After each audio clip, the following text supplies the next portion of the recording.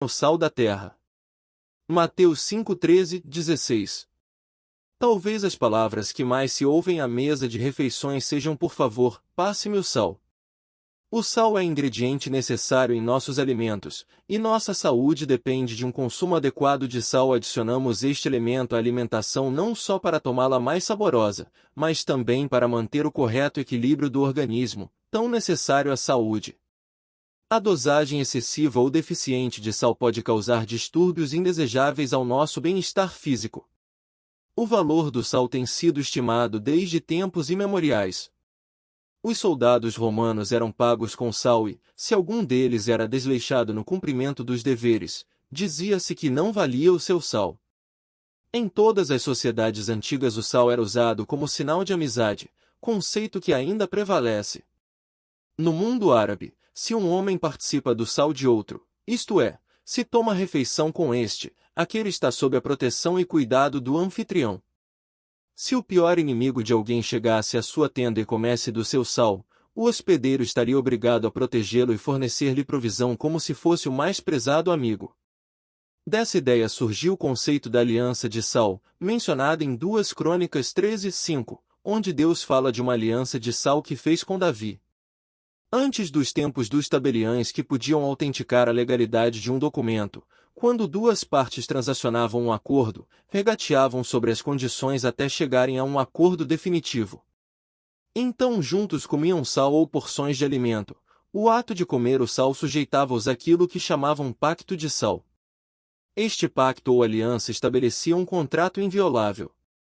Deus prescreveu o sal como parte necessária dos sacrifícios. Toda oferta dos teus manjares temperarás com sal. A tua oferta de manjares não deixarás faltar o sal da aliança do teu Deus, em todas as tuas ofertas aplicarás sal. Levítico 2:13. Deus disse que se não adicionassem sal à oferta, ela seria inaceitável. A oferta devia ser integral, e sem o sal ela era incompleta.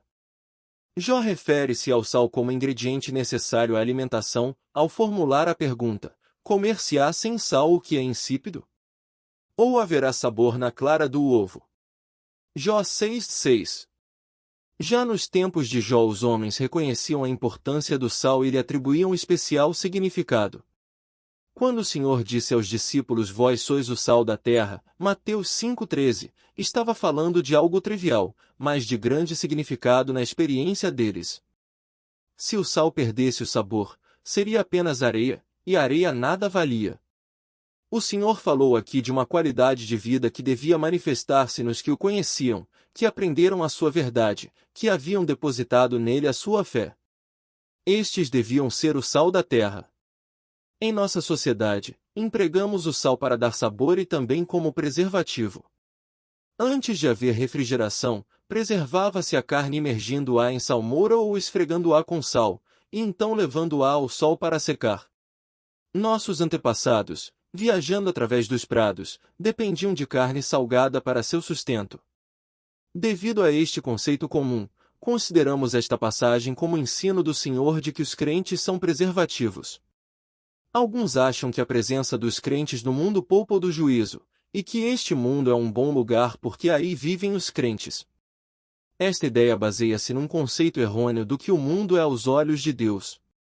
O mundo é totalmente corrupto, o sistema mundial está sob juízo divino, e Deus não está engajado na preservação deste mundo ímpio, destinado à condenação. Quando Cristo disse vós sois o sal da terra, não queria dizer que eles, os discípulos, haviam sido postos no meio da corrupção para purificar o que estava contaminado. A função primária do sal é criar sede.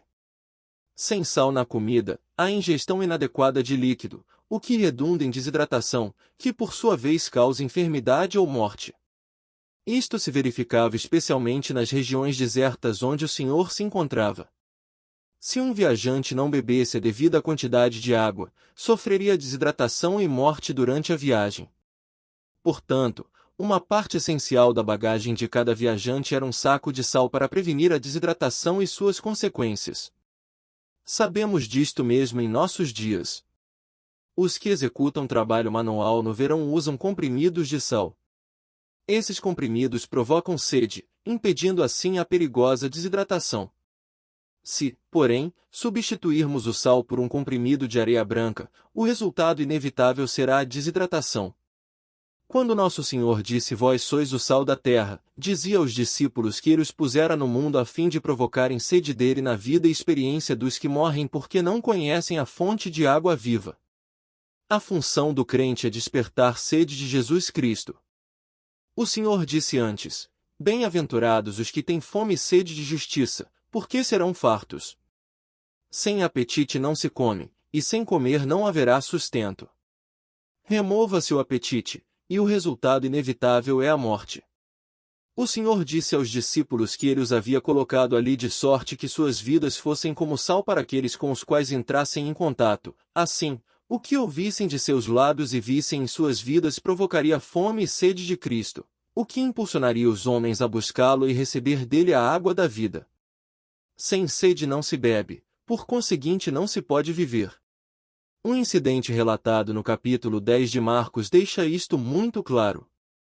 Enquanto o Senhor se dirigia a Jericó, encontrou-se com o cego Bartimeu que clamava, Jesus, filho de Davi, tem compaixão de mim.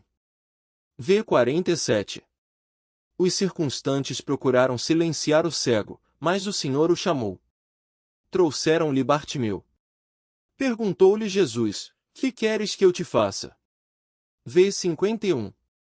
Enquanto o cego Bartimeu não reconhecesse sua necessidade, não havia como Cristo pudesse satisfazê-la.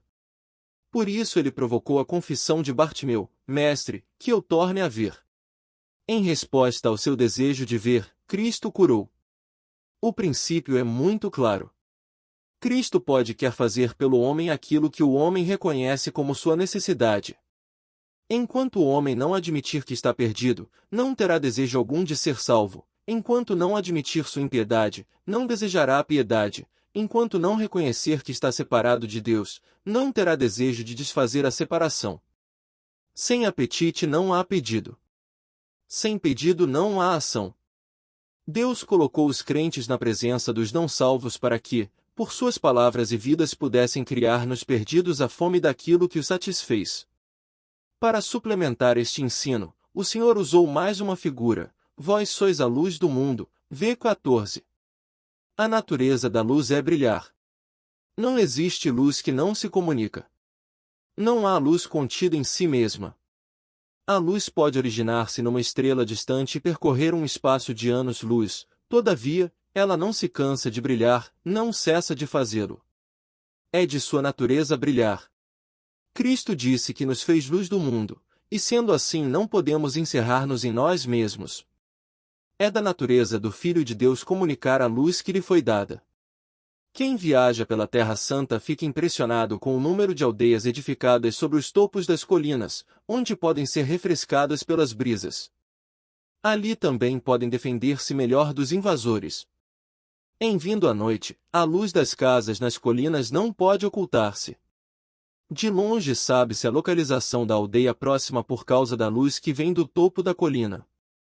Embora tenhamos inventado métodos de blackout em tempo de guerra, o Senhor disse que não se pode esconder uma cidade edificada sobre um monte. É inconcebível que alguém acenda uma lamparina apenas para colocá-la debaixo de uma vasilha de medir, ou debaixo da cama, de sorte que a luz não brilhe. A luz é a luz para brilhar. Somos veículos por meio dos quais a luz brilha, para que os homens tenham fome e sede de Cristo e possam conhecer o caminho.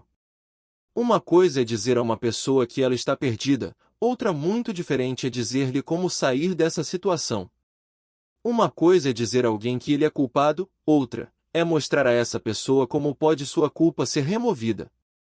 Uma coisa é dizer a um indivíduo que ele é ímpio, outra é mostrar-lhe o caminho da piedade.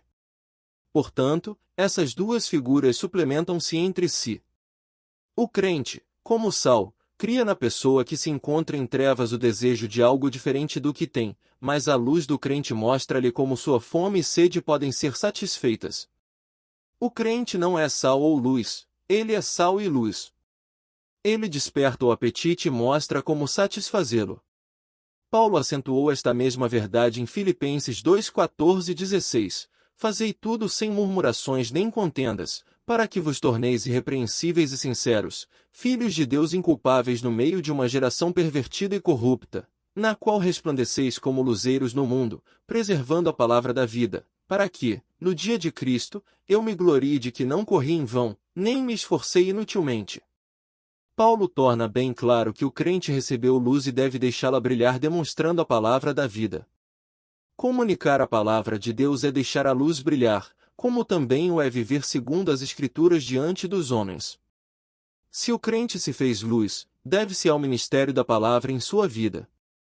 O brilho da palavra de Deus é a luz na vida do crente. Paulo ressaltou que nosso relacionamento com a palavra de Deus é tal que devemos desincumbir-nos de nossa responsabilidade como luz do mundo. Esta figura retrata o mundo como estando em trevas e sem luz, e mostra o crente como luz no meio delas. Visto que é da natureza da luz comunicar-se, diz Deus que seu propósito é que a palavra que se fez luz em nós seja comunicada por nosso intermédio, de sorte que os homens nos quais se criou fome e sede de justiça aproximem-se da luz. O Evangelho de João trata do mesmo assunto. Somos apresentados a João Batista que apareceu no meio de trevas morais e religiosas. Sua vinda cumpriu promessa feita na palavra de Deus. Houve um homem enviado por Deus, cujo nome era João Batista. Este veio como testemunha para que testificasse a respeito da luz, a fim de todos virem a crer por intermédio dele. Ele não era luz, mas veio para que testificasse da luz. João 6:8. João veio como luz, não como foco de atração, mas para refletir a luz que lhe foi dada de modo que, por seu intermédio, os homens fossem atraídos para a fonte de luz. O apóstolo viu o Batista como a luz que refletia a luz. Seu ministério não devia atrair os homens para si próprio, mas para a luz. Por isso, quando os homens vieram a João e lhe perguntaram se ele era o Messias, ele disse que não. Ele era uma luz para trazer os homens a Cristo. João também era sal mediante sua pregação. Ele criava fome e sede de justiça, mas este fato em si não garante que o homem tenha essas necessidades satisfeitas. É preciso indicar-lhe o caminho, a fonte de vida. João era, pois, a luz que mostrava aos famintos e sedentos de justiça a fonte da qual jorrava a água viva. Falando a esta multidão, o Senhor lhes disse: em realidade, os que recebem minha palavra devem fazer o que João Batista fez. Por suas palavras e por sua vida vocês devem criar sede de mim, e para que os homens não tropecem nas trevas, ao buscar-me, mostre-lhes o caminho. Tragam-nos, pois, a mim, a fonte de água viva, para que sua sede seja saciada, brilhe de tal modo a sua luz que eles próprios encontrem a fonte de luz. Certa vez um estudante cego matriculou-se em nosso seminário. Observei que quando ele ia de uma classe para outra, ou do dormitório para o refeitório, alguém lhe segurava o braço e o guiava.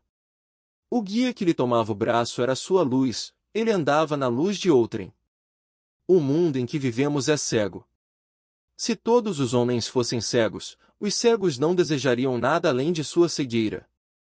Mas porque vemos, criamos no cego o desejo de ter aquilo que temos e ele não, então nos tornamos em luz do cego e guiamo-lo àquele que é a luz do mundo. O crente é sal para fazer o homem ter sede de Jesus Cristo. Ele é luz para trazer o homem a Cristo. Se o seu padrão de vida assemelhasse de tal modo ao padrão de vida do não salvo que ele não consegue ver nenhuma diferença entre ele e o crente, jamais o crente criará nele sede do que tem. O sal não exerce a sua função sendo apenas como o alimento no qual é colocado. O sal tem de ser diferente para servir ao seu propósito. Enquanto não houver transformação em sua conduta diária, o crente nunca será sal. Sem a palavra de Deus a pessoa nunca poderá ser luz. Deus nos chama de um mundo do qual fomos salvos para um novo tipo de vida, para que sejamos sal, e deu-nos a palavra para que sejamos luz aos perdidos.